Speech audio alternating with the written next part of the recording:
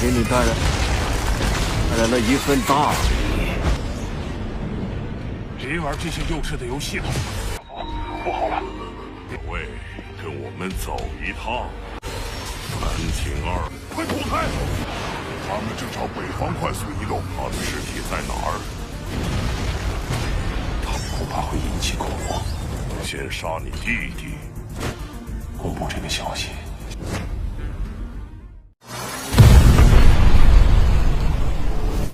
Kastil Villa Luofeng adalah struktur simbolis kota Yangzhou, tetapi saat ini diserang seperti orang gila. Seluruh kastil berguncang lagi dan lagi. Villa ini terus diserang oleh kilatan seperti petir menggunakan tangan atau senjata mereka. Gelombang kejut yang kuat menyebar dengan ganas dalam radius beberapa kilometer.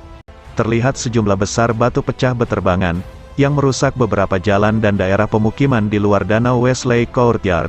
Batuan terbang tidak lebih lemah dari peluru. Teriakan kesakitan terdengar beberapa kilometer di sekitar Wesley Courtyard dipenuhi dengan orang-orang.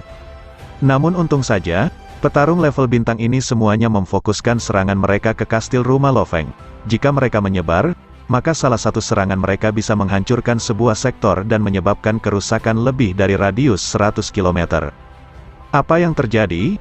Kami masih belum mampu memecahkannya. Tuo Leiwu dengan seragam pertempuran hitamnya melayang di depan kastil seperti dewa prajurit. 19 bawahannya berubah menjadi 19 kilatan cahaya yang mengalir saat mereka menyerang kastil lagi dan lagi. "Kapten," ucap seseorang memanggil dan berkata dengan tergesa-gesa, "Kastil ini tidak diciptakan di bumi.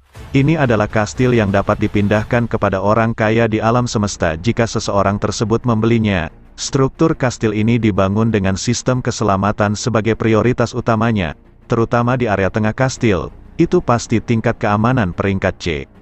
Mendengar itu, wajah Tuo Leiwu menjadi semakin dingin. "Kapten," anggota regu lainnya langsung muncul di sampingnya dan berdiri di sana. "Kita tidak bisa menerobos. Kita harus berpindah dan segera menangkap istri dan saudara laki-laki Luofeng." Orang tua Luofeng dan dua anaknya ada di dalam kastil. Mereka adalah anggota keluarganya Luofeng yang paling penting.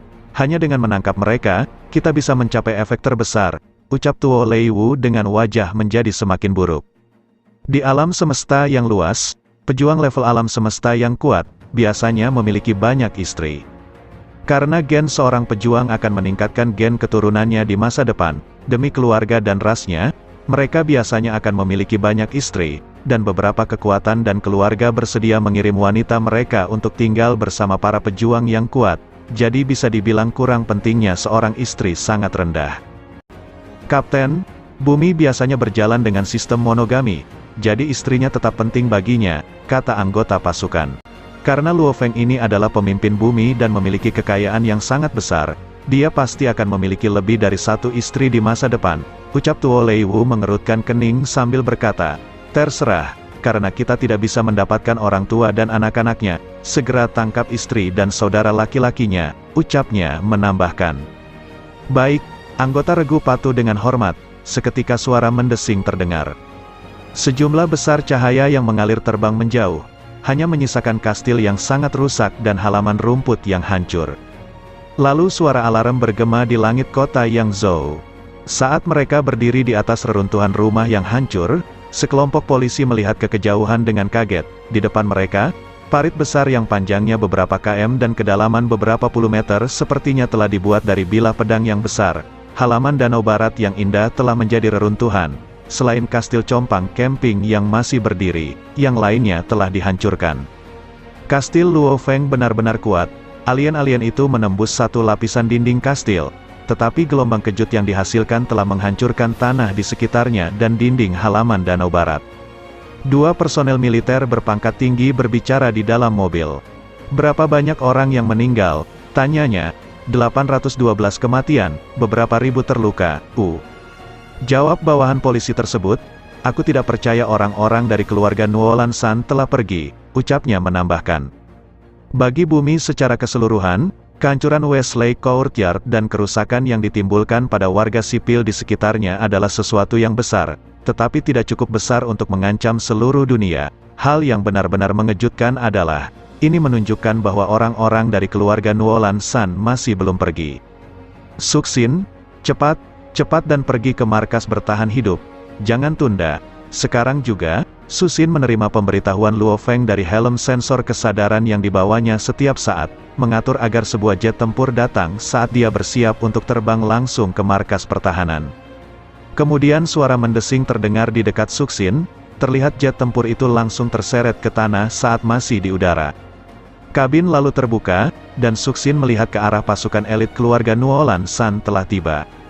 "Nyonya Luo, ikutlah dengan kami." Terdengar komputer kuantum mini mengeluarkan suara elektronik. Salah satu pejuang meraih tangan Susin, dan langsung menyeretnya keluar. Kemudian mereka pun pergi, dalam sekejap. Selain masalah yang mereka hadapi saat menangkap orang tua dan anak-anak Luo Feng, namun sama sekali tidak ada masalah, saat menangkap para pemimpin dari 5 negara, Susin, dan Ahwa. Cerita berpindah ke Amerika Selatan. Karena masalah populasi, Amerika Selatan hanya memiliki 2 kota pusat. Salah satunya adalah kota pusat Brasilia, yang sebagian besar terdiri dari orang Brasil sebelum periode era Nirvana, dan ada juga orang dari negara Amerika Selatan lainnya di sana. Lalu salah satu halaman di kota markas Brasilia, Rongzi kembali. Ucap 3 pria berseragam pertempuran hitam mengangkat kepala mereka dan menyaksikan skuadron lain dengan cepat mendarat dari langit. "Kapten Rongzi, semuanya telah ditangkap, dan itu terlalu mudah," ucap keempat kapten berdiri bersama. Karena pesawat luar angkasa mereka tersembunyi di hutan Amazon dan mereka tidak ingin terus tinggal di hutan selama mereka di bumi, mereka lalu memilih kota markas besar Brasilia di dekatnya, dan memilih area yang layak untuk membangun markas sementara. "Bagaimana dengan pemilik asli daerah ini? Dia sudah lama menjadi pupuk," jawab salah satu anggota Rongzi. "Segera bawa semuanya ke sini," perintah Tuo Leiwu. "Iya, Kapten," jawab bawahnya. Para pemimpin dari 5 negara kuat, Susin, dan Ahwa semuanya dikawal ke halaman rumput yang luas. Kemudian Tuo Leiwu memandang ke-7 orang itu dan mengungkapkan senyuman. "Merupakan kehormatan bagi saya untuk bertemu kalian." Dia berbicara dalam bahasa alam semesta dan komputer kuantum secara otomatis diterjemahkan ke dalam bahasa Cina dan Inggris. "Ke-7 orang di sini bukanlah orang biasa. Tidak ada yang perlu dikatakan tentang 5 pemimpin dari 5 negara paling kuat di dunia. Susin adalah istri Luo Feng dan sering menggunakan jaringan jagat maya, jadi dia sangat mengerti tentang jagat maya virtual, dan Ahwa telah cacat selama sekitar 10 tahun dan suka bermain di pasar saham, yang menguji pikiran seseorang. Ketika saat menghadapi sesuatu seperti ini, dia secara alami terlihat tenang." "Bolehkah saya bertanya siapa Anda?" Dari 5 pemimpin, Presiden Amerika adalah yang bertanya. Aku hanyalah kapten dari regu petualang yang sangat biasa di alam semesta," jawab tersenyum Tuo Leiwu sambil berbicara dalam bahasa alam semesta. "Aku ingin bertanya pada kalian. Aku yakin tidak ada dari kalian yang melupakan kejadian binatang tanduk emas saat itu." Mendengar itu, ke-7 dari tahanan ini sedikit mengangguk. "Bagus, kalian semua bekerja sama dengan baik," ucap Tuo Leiwu mengangguk. "Lalu di mana mayat binatang itu?" tanyanya menambahkan. Mendengar itu, terlihat sedikit kebingungan melintas di mata mereka bertujuh. Mengetahui itu, Tuo Leiwu mengerutkan dahinya dan berkata, "Rongzi, hipnotis mereka dan tanya mereka. Jangan lupa, terutama wanita dan pemuda. Jangan merusak ingatan mereka, nanti aku masih membutuhkan mereka untuk menghubungi pemimpin bumi Luo Feng," ucapnya. "Jangan khawatir," jawab Rongzi. Kekuatan spiritualnya yang tak berbentuk meresap ke dalam setiap kesadaran mereka, dan kemudian dia memulai pertanyaannya.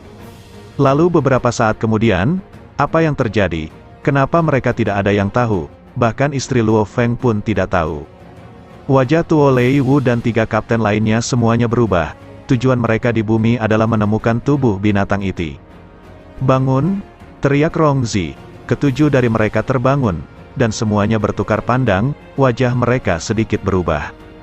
"Nyonya Luo, saya ingin Anda segera memasuki jaringan jagat maya, saya akan menemani Anda," kata Tuo Leiwu dengan nada rendah. "Jika Anda tidak menerima, Anda harus tahu bahwa banyak orang akan mati. Saya yakin, dengan kebaikanmu, kamu akan menerimanya," Tuo Leiwu menambahkan. Mendengar itu, Susin menarik napas dalam-dalam dan sedikit mengangguk, dia tidak punya pilihan lain. Susin tidak memiliki kekuatan untuk melawan pasukan petualang alam semesta ini, yang dapat menangkap para pemimpin dari 5 negara kuat. Di dalam alam semesta virtual, Terlihat Suxin dan Tuo Leiwu muncul di jalan pada waktu yang bersamaan. Tuo Leiwu membawa Suxin ke sebuah kamar di bar. Segera hubungi Luo Feng, perintah Tuo Leiwu. Ingat, lakukan seperti yang saya katakan, ucapnya. Baik, Suxin hanya bisa menyetujuinya, dan dalam beberapa saat, Luo Feng, Hong, dan Dewa Petir muncul di layar di depan mereka. Suxin, wajah dingin Luo Feng akhirnya menunjukkan sedikit kebahagiaan. Kamu tiba di markas bertahan hidup. Kamu baik-baik saja kan? Tanya Luo Feng. Aku baik-baik saja, Suxin berkata. Luo Feng, manusia dari regu alam semesta yang menyerbu rumah kita menangkap saudara Ahua, dan menggunakan teleponnya, lalu meneleponku, dan kemudian menyuruhku untuk memberitahu mereka, di mana mayat monster tanduk emas itu.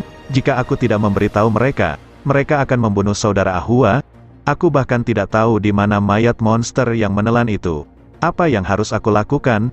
Ucap Suxin dengan sedih. Tuo Leiwu berdiri di sudut ruangan saat dia melihat dengan dingin. Menurut rencananya, pertama-tama dia akan meminta Suxin untuk menanyakan suaminya. Sangat mudah untuk memberikan informasi ketika seorang istri bertanya kepada suaminya. Jika itu tidak berhasil, maka dia akan memaksanya. Luo Feng, jika kamu tidak mengatakan apa-apa, saudara Ahua akan mati, ucap kata Suxin buru-buru. Tuan pemimpin, sebuah gambar muncul di samping Suxin. Luo Feng menatap pria itu dingin di depan. Jangan berbohong kepada kami seperti kamu berbohong kepada istrimu. Tidak mungkin mayat monster yang menelan itu akan membusuk dalam waktu 3 tahun. Katakan padaku, di mana dia, kata Tuo Leiwu dengan nada rendah. Jika kamu tidak memberitahuku, saudaramu, istrimu, dan banyak orang lainnya akan kehilangan nyawanya. Mendengar itu, Luo Feng menatap Tuo Leiwu. Kamu dari keluarga Noulan San, tanyanya. Siapa itu, keluarga Noulan San? Apa yang harus mereka lakukan dengan kita? Apakah kamu bercanda? Ucap Tuo Leiwu tertawa, dan tiba-tiba, nada suaranya menjadi dingin saat dia berteriak, berhenti membuang-buang waktu. Kamu akan memberitahuku atau tidak? Bentaknya. Mendengar itu, ekspresi Luo Feng menjadi rumit. 10 detik. Jika kau tidak memberitahuku dalam 10 detik, aku akan membunuh saudaramu dulu, kata Tuo Leiwu dingin. Lalu Tuo Leiwu mulai menghitung. Berhentilah memainkan permainan kekanak-kanakan ini, ucap Luo Feng menatap Tuo Leiwu.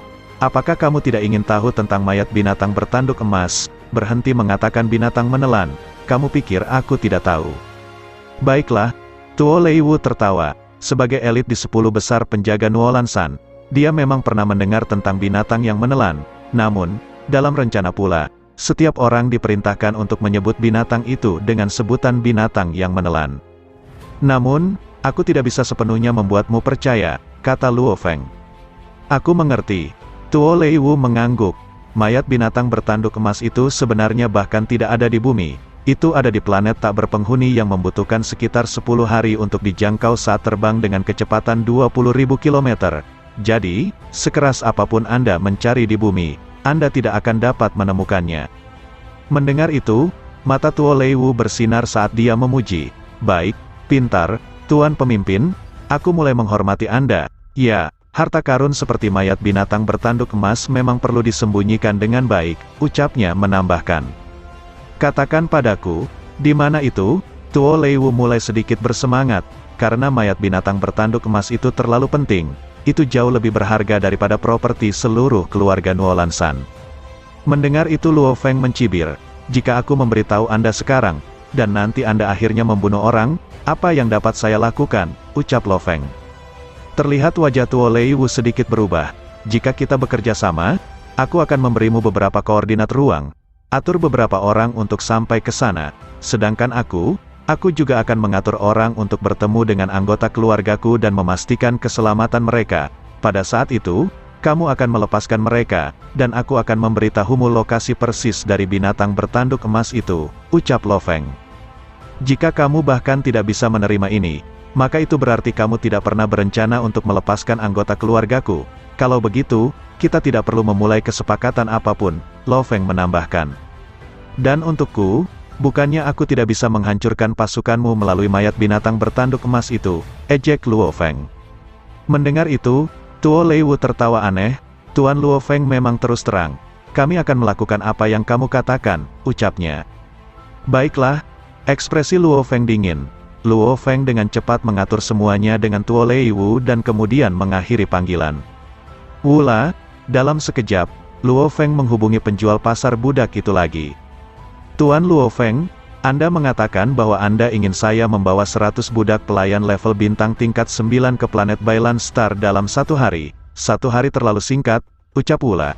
Berhentilah membuang-buang waktu, berapa banyak yang bisa kamu bawa dalam sehari? Aku akan membayarnya harga penuh. Teriak Luo Feng. 8. Untuk mencapai planet Bailan Star dalam sehari, paling banyak 8 budak level bintang yang dapat saya kirim. Jawab Wula. Kali ini Luo Feng terlihat sangat panik.